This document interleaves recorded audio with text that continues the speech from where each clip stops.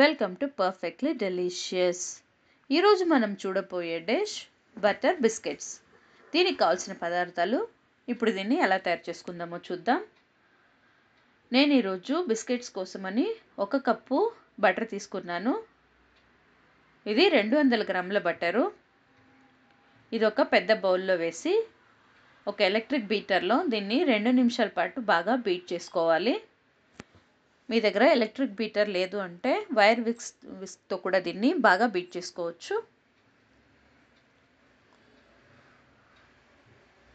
ఇది 2 నిమిషాలు బీట్ అయినంతర దీంట్లో 1 కప్పు పొడి చేసుకున్న చక్కెర వేసి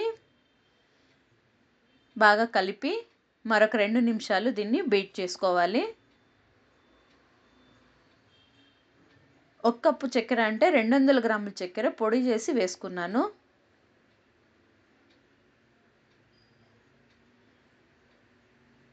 ఇందులోనే 2 టీ స్పూన్ల వెనిలా ఎసెన్స్ కూడా వేసి బీట్ చేసుకోవాలి.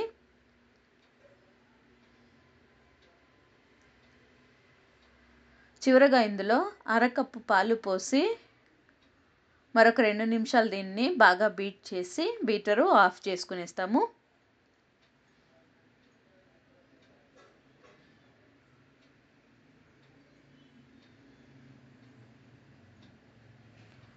ఇప్పుడు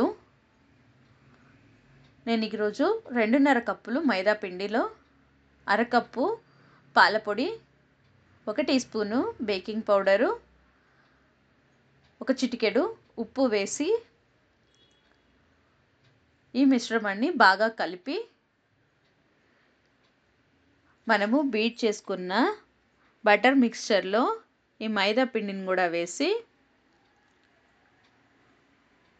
బాగా కలుపుకోవాలి. మనం తీసి ఉంచుకున్న మైదా పిండి అన్నీ ఒకసారిగా కాకుండా కొద్ది కొద్దిగా వేసి బాగా కలిపితే ఇలా మన బిస్కెట్ బ్యాటర్ రెడీ అవుతుంది. చూసారా ఇలా? ఇప్పుడు ఒక పైపింగ్ బ్యాగ్లో కొద్ది కొద్దిగా ఈ మిశ్రమాన్ని వేసి ఫిల్ చేస్తున్నాను.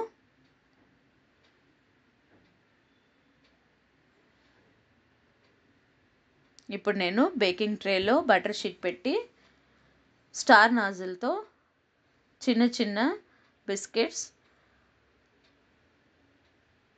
వేస్తున్నాను.